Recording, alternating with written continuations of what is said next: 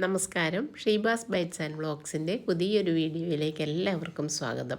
ഇന്ന് നമുക്ക് ടേസ്റ്റിയും ഹെൽത്തിയുമായിട്ടുള്ള എള്ളുണ്ട തയ്യാറാക്കാം. കറുത്ത എള്ള് 200 ഗ്രാം, വെളുത്ത എള്ള് 50 ഗ്രാം, ബദാം, കാഷ്യൂനട്ട് ഇതൊക്കെയാണ് എടുത്തിരിക്കുന്നത്. അതിന് പുറമെ നമുക്ക് മധുരത്തിന് വേണ്ടിയിട്ട് കരിപ്പട്ടി ശർക്കരയും വേണം.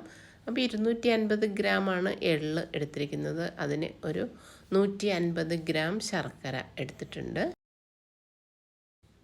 ഇതിൽ നമ്മൾ അര ഗ്ലാസ്സോ അല്ലെങ്കിൽ 1 ഗ്ലാസ്സോ വെള്ളം ഒഴിച്ചതിന് ശേഷം ഒന്ന് പാനിയാക്കി എടുക്കണം. വെറുതെ ഒന്ന് അലിയിച്ചെടുത്താൽ മതി. ഇനി എള്ള് ഒരു മുറത്തിലിട്ട് പയറ്റിയെടുത്തതിന് ശേഷം നല്ലോണം കഴുകിയെടുക്കണം. ഒരുപാട് അഴുക്കുണ്ടാകും ഇതിനകത്ത്. ഇതാണ് നമ്മൾ വീട്ടിൽ തന്നെ ഉണ്ടാക്കുവാണെങ്കിൽ നമുക്ക് നല്ലോണം കഴുകിയിട്ടൊക്കെ ഉണ്ടാക്കാൻ പറ്റും. 2-3 പ്രാവശ്യം കഴുകിയതിന് ശേഷം ഒരു അരിപ്പയിൽ ഇട്ട് വയ്ക്കാം. ആ വെള്ളമൊക്കെ ഒന്ന് വാർന്ന് പോവട്ടെ. വെള്ളമൊക്കെ വാർന്ന് പോയതിന് ശേഷം ഒരു പാൻ അടുപ്പത്ത് വെച്ചിട്ട് അതിലേക്കിട്ട് ഇതൊന്ന് വറുത്തെടുക്കണം. നല്ലോണം ഒന്ന് വറുത്തെടുക്കാം. ഇത് നമുക്ക് വെയിലത്ത് വെച്ച് ഉണക്കിയതിന് ശേഷം വറുത്തെടുത്താലും മതി. ഇപ്പോൾ വെയിലൊക്കെ ഇല്ലാത്ത സമയത്താണെങ്കിൽ ഇതുപോലെ ചെയ്താലും മതി. വെയിലത്ത് വെച്ച് ഉണക്കുമ്പോൾ വീണ്ടും അതിനകത്ത് വല്ല കല്ലൊക്കെ വീഴാനുള്ള ചാൻസ് ഉണ്ട്. അപ്പോൾ നമ്മൾ ഇങ്ങനെ തന്നെ വറുത്ത് നല്ലോണം വെള്ളം തോർന്നതിന് ശേഷം വീണ്ടും ഇട്ട് ഇളക്കുക.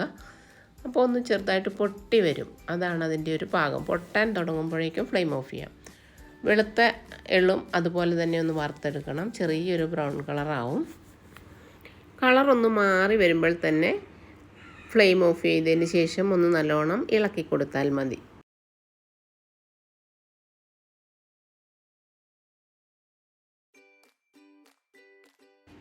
കാഷ്യൂനട്ടും ബദാമും കൂടി ഒന്ന് വറുത്തെടുക്കാം.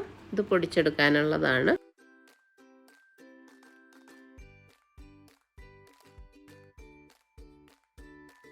നേരത്തെ നമ്മൾ പാനിയാക്കിയ ശർക്കര അരിച്ച് വേറൊരു പാത്രത്തിലേക്ക് ഒഴിക്കാം. എന്നിട്ട് ഇതൊന്ന് അടുപ്പത്ത് വെച്ച് വറ്റിച്ചെടുക്കണം.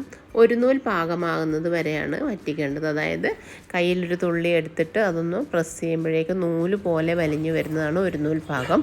ഇത് ടെസ്റ്റ് ചെയ്യാനായിട്ട് വേറൊരു മാർഗ്ഗമുണ്ട്. ഒരു ബൗളിൽ കുറച്ച് വെള്ളം എടുത്തിട്ട് അതിലേക്ക് ഒരു തുള്ളി ശർക്കര നമ്മൾ ഇട്ടുമ്പോഴേക്കും അത് ഉരുണ്ടൊരു ബോൾ പോലെ വരും. അതാണ് ഒരു നൂൽ പാകം. ഇത്രയും പാകമാകുമ്പോഴേക്കും നമുക്ക് ഫ്ലെയിം ഓഫ് ചെയ്യാം. 1 ടീസ്പൂൺ ഏലക്ക പൊടിച്ചതും 1 ടേബിൾ സ്പൂൺ നെയ്യും കൂടി ഇതിനകത്തേക്ക് ഒഴിച്ച് ഇളക്കി കൊടുക്കാം. നേരത്തെ നമ്മൾ റോസ്റ്റ് ചെയ്ത് വെച്ച അണ്ടിപ്പരിപ്പും ബദാമും കൂടി മിക്സിയിലിട്ടൊന്ന് പൊടിച്ചെടുക്കാം. ഒരുവിധം പൊടിഞ്ഞ് തന്നെ കിട്ടണം. ഒരുപാട് ഫൈനായിട്ട് പൊടിക്കണം എന്നില്ല. അത് ഇതിനകത്തേക്ക് ചേർക്കാനുള്ളതാണ്.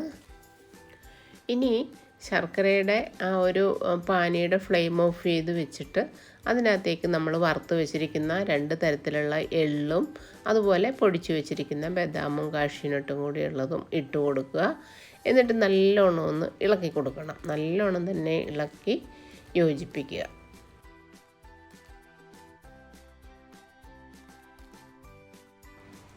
നല്ലോണം ഇളക്കി യോജിപ്പിച്ചതിന് ശേഷം ഇത് നമ്മൾ കയ്യിൽ കുറച്ച് നെയ്യ് പുരട്ടിയിട്ട് ഉരുളകളാക്കി പിടിച്ചെടുക്കണം. ചൂടോടുകൂടി തന്നെ വേണം ഉരുളകളാക്കി പിടിക്കാനായിട്ട്. ഒരുപാട് തണുത്ത് പോയാൽ ഇത് പെട്ടെന്ന് കട്ടയായി പോകും. അപ്പോൾ ചെറു ചൂടോടുകൂടി നല്ലോണം ഉരുളകളാക്കി പെട്ടെന്ന് ചെയ്യുക.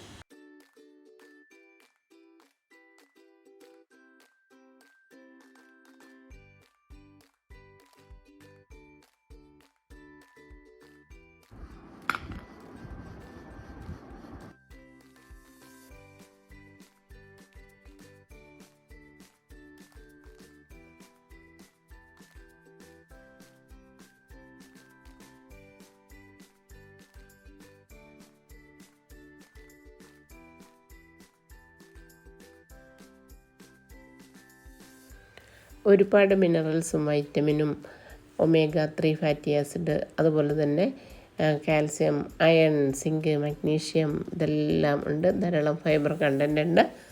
ആൻറ്റി ഓക്സിഡൻ്റാണ്. അതുകൊണ്ട് തന്നെ എള്ള് കഴിക്കുന്നത് വളരെ നല്ലതാണ്. പക്ഷേ ഒരു പരിധിയിൽ കൂടുതൽ കഴിക്കാൻ പാടില്ല. 1-2 സ്പൂൺ മാക്സിമം അത്ര മതി. അതിൽ കൂടുതലായാൽ ചിലപ്പോൾ അതിന് ദോഷവശങ്ങളും ഉണ്ടാവാം. എല്ലാവരും ട്രൈ ചെയ്ത് നോക്കുക. പുതിയ നല്ല വീഡിയോസുമായിട്ട് നമുക്ക് വീണ്ടും കാണാം. ബൈ.